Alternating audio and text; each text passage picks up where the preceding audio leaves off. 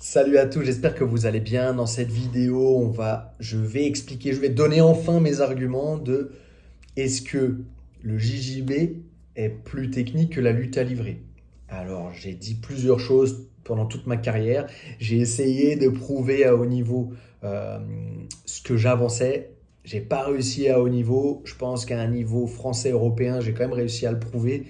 Mais au niveau international, à vraiment haut niveau, j'ai pas réussi moi. Mais aujourd'hui, il y a des gens qui ont réussi à prouver, à montrer ce que j'avançais toutes ces années.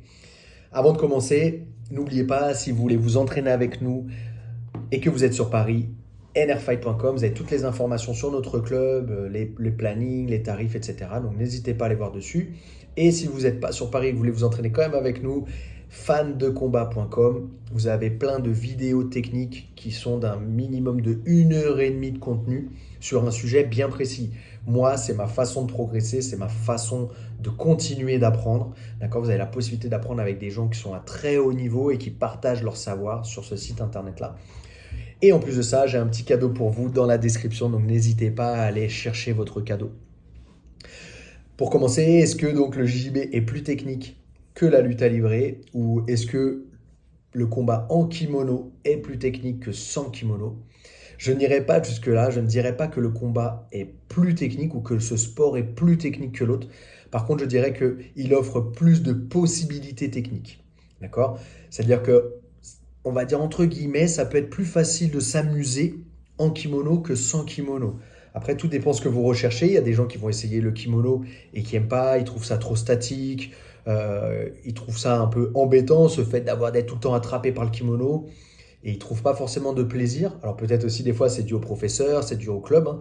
Euh, mais voilà, ils ont du mal un petit peu à trouver leur compte dans le kimono, tout comme certains dans le sans kimono, ils vont trouver ça beaucoup trop offensif ou trop mobile, ça bouge beaucoup trop. Non, moi j'aime bien quand c'est posé, que je peux réfléchir, je peux aller tricoter avec le kimono, faire des choses sympas et tout. C'est sûr que en kimono, il y aura beaucoup plus de possibilités techniques qui ne seront pas toutes aussi efficaces. Ça, c'est un sujet aussi qui est très important que j'aimerais aborder dans une autre vidéo, que je vais quand même un petit peu développer ici. C'est que, en fait, oui, en kimono, vous allez avoir beaucoup plus de possibilités techniques, mais elles ne seront pas toutes efficaces, super efficaces. D'accord? Exemple, euh, on va dire que le contrôle, si je veux contrôler vraiment la main, la manche, etc., si je veux être vraiment fort, je vais venir contrôler ici, je vais venir contrôler là, je peux venir aussi contrôler derrière, d'accord? Mais des fois, on ne peut pas aller chercher ces contrôles-là, donc je vais devoir m'ajuster. Au lieu de venir chercher ici, bah, je vais peut-être venir chercher là. Si je ne peux pas attraper exactement derrière le coude, bah, je vais peut-être attraper au-dessus, pour essayer après d'aller grappiller, d'attraper autre chose. Bref, on a beaucoup plus de possibilités, mais elles ne sont pas tout aussi efficaces que les positions vraiment de base, que les contrôles de base, on va dire que nous, on est obligatoire d'avoir en lutte à livrer, parce que sinon le mec il s'échappe quoi. On, on peut attraper le poignet, on peut attraper au niveau du coude, mais on n'a pas énormément de possibilités de contrôle, mais les contrôles qu'on a, ils sont quand même efficaces, parce que bah, y en a pas beaucoup, donc on doit utiliser cela. D'accord? Donc, pour terminer sur ce sujet-là de technique, pas technique, je ne pense pas que c'est ce sport-là est plus technique que l'autre. On le voit bien aujourd'hui. Si on veut être fort sans kimono, on est obligé de s'entraîner sans kimono. Ça n'existe plus cette chose de il faut que je m'entraîne en kimono pour être fort sans kimono. On le voit, il y a des gens aujourd'hui qui réussissent à haut niveau en s'entraînant uniquement sans kimono. Et ça me semble logique. Peut-être qu'il y en a pour certains qui sont pas trop du milieu et qui vont se dire, mais attends, mais il dit un truc, c'est quand même logique. Mais dans notre sport, bah, il y a un côté, en fait, il y a un côté très commercial que des fois on n'a pas, qu'on voit pas, tellement on est passionné par le sport et qu'on nous le vend d'une façon, et ben on se dit, ah bah non, mais c'est comme ça que ça doit être. Bah ouais, ah si un tel il le dit, c'est que c'est ça. Ouais, mais en fait, chacun vend son produit, en fait, c'est normal. En jiu-jitsu brésilien, ils vont vendre leurs produits, ils vont dire que leur produit, c'est le meilleur du monde, c'est le plus technique, c'est ce qu'il faut faire en MMA, il faut d'abord faire du kimono pour pouvoir être fort sans kimono. Mais aujourd'hui, on le voit bien que c'est pas vrai. On voit bien que si on suit la méthodologie par exemple de John Danaher, que j'ai aussi parlé dans une autre vidéo sur ma chaîne, n'hésitez pas à la voir, euh, bah, on voit bien que c'est possible d'être très fort sans kimono, sans avoir mis de kimono. D'accord? Donc, en fait, ce qu'il faut voir, c'est que ce sport, il passionne énormément de gens. Moi, le premier, j'aime beaucoup la lutte à livrer, j'aime beaucoup le jiu-jitsu brésilien. Je me suis focus sur la lutte à livrer parce qu'à l'époque, j'ai pas eu forcément le choix. On pourra parler ça peut-être dans une autre vidéo, mais voilà, je me suis mis vraiment à fond dans le sans kimono parce qu'au final, au fur et à mesure, c'est ça qui m'a le plus passionné. Mais j'aime beaucoup le kimono, je regarde les compétitions, j'ai repris un petit peu les entraînements. Ça faisait 20 ans que j'avais pas mis un kimono, j'ai refait un petit peu de kimono là à Rio parce que j'ai l'opportunité de m'entraîner un petit peu et ça m'intéresse, j'ai envie d'apprendre, etc. Mais toutes ces choses-là, en fait, il faut savoir faire le tri entre le discours commercial pour nous vendre un produit et puis la réalité, quoi. Et encore une fois, à l'époque, oui, c'était les gens qui... En fait, il y a tellement peu de compétitions sans kimono, en tout cas pour la lutte à livrer ou le grappling, que c'est difficile de tirer des gens vers le haut, c'est difficile d'avoir un vrai groupe compétiteur de haut niveau comme ils l'ont en JJB. En JJB au Brésil, il y a des compétitions tous les week-ends. Mais depuis plus de 10 ans, c'est comme ça. Il y a des compétitions tous les week-ends. Aux États-Unis, c'est comme ça là depuis maintenant plus de 5 ans, peut-être même 10 ans.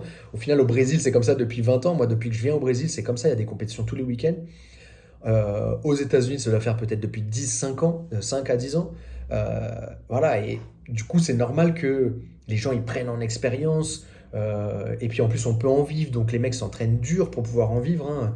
Les Brésiliens, la plupart, c'est pas tous, mais la plupart, ils viennent de milieux pauvres et pour eux, c'est une chance d'utiliser le jiu-jitsu brésilien pour se sortir de la misère ou etc. Après, je veux pas généraliser, mais il y en a beaucoup pour qui c'est le cas. Et puis aussi, c'est un sport qui est passionnant, quoi. Tout le monde tous ceux qui ont fait au moins une fois du combat au sol, ils ont ressenti ça, quoi. C'est passionnant. Il y a tellement de possibilités techniques, on a l'impression qu'on n'a jamais fini d'apprendre. Donc, on est vraiment passionné à la limite de devenir un peu des fois des gourous ou voilà, vouloir te convaincre un peu tout le monde de faire ce sport-là parce que c'est un beau sport et c'est l'un des uniques sports de combat où on peut s'entraîner autant, enfin s'entraîner, faire autant de sparring par séance. La lutte, au bout d'un moment, c'est difficile de faire 1 heure de sparring. La lutte, c'est un sport qui est explosif, les temps de combat sont courts, donc c'est plutôt un sport qui est explosif. C'est difficile de faire autant de sparring, autant de combats. Euh, En boxe, c'est pas possible de faire tous les jours 1 heure, 2 heures de sparring, c'est impossible.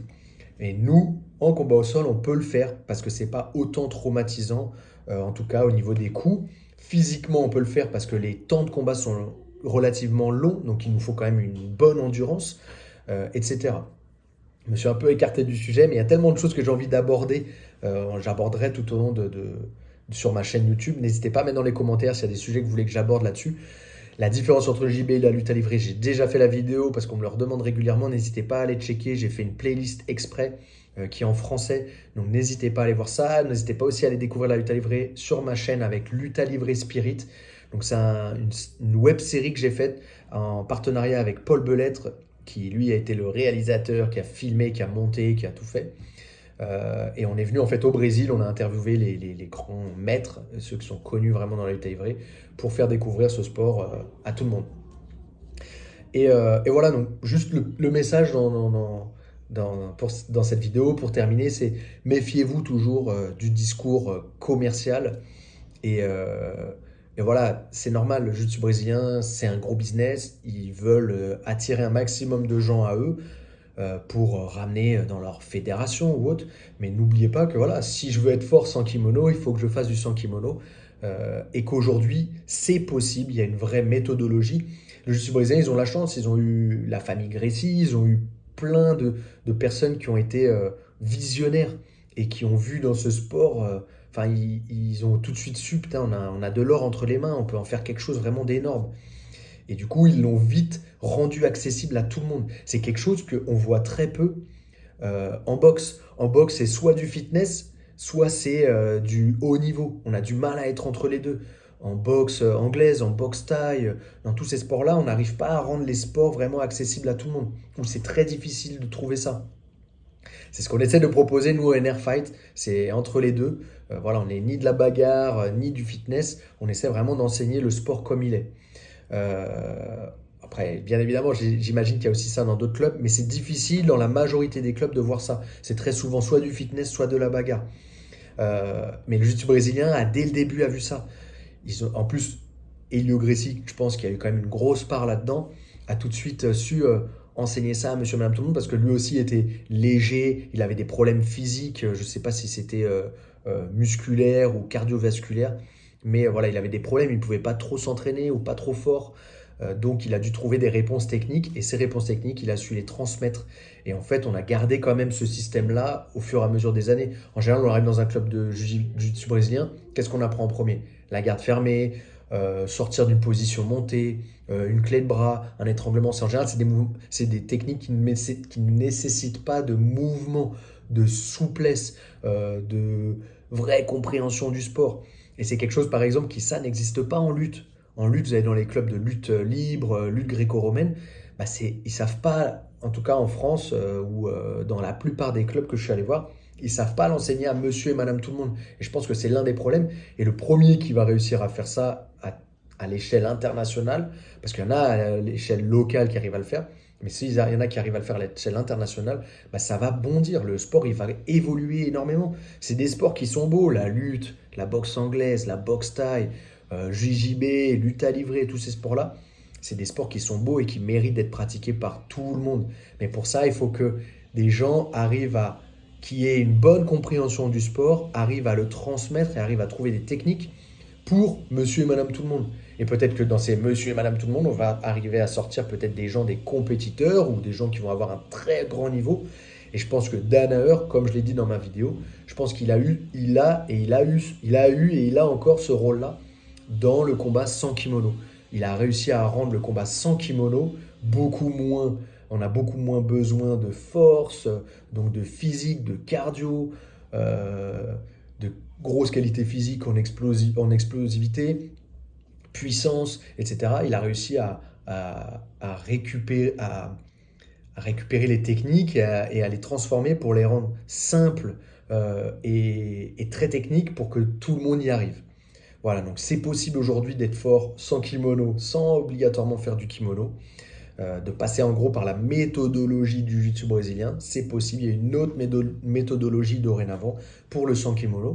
Et voilà, donc c'est un peu toutes les idées que j'ai. N'hésitez pas, si vous avez des questions, mettez-les dans les commentaires. S'il y a des sujets que vous voulez que je développe un peu plus, n'hésitez pas à les mettre dans les commentaires. Et puis, bah, pareil, s'il y a quelqu'un qui n'est pas du tout d'accord avec moi, avec grand plaisir, on fait un podcast et on débat. Ça me ferait vraiment plaisir. Alors, bien évidemment, dans le respect, hein, parce que des fois, je me fais un peu insulter quand je dis des choses comme ça à des gens qui sont tellement passionnés, qui ne voient pas, en fait, en dehors de leur truc, quoi. Donc, voilà. S'il y a quelqu'un qui veut débattre avec moi, n'hésitez pas à mettre dans les commentaires. Ça peut être sur ce sujet-là, ça peut être sur d'autres sujets où on va comparer le JJB et la lutte à livrer. Voilà, n'hésitez pas. En tout cas, j'espère que cette vidéo vous a plu. Hein, n'hésitez pas à vous abonner, liker, commenter. Allez checker les petits cadeaux que je vous ai mis dans la description. Et puis, bah, pour ma part, on se voit dans une prochaine vidéo. Merci à tous. Ossa!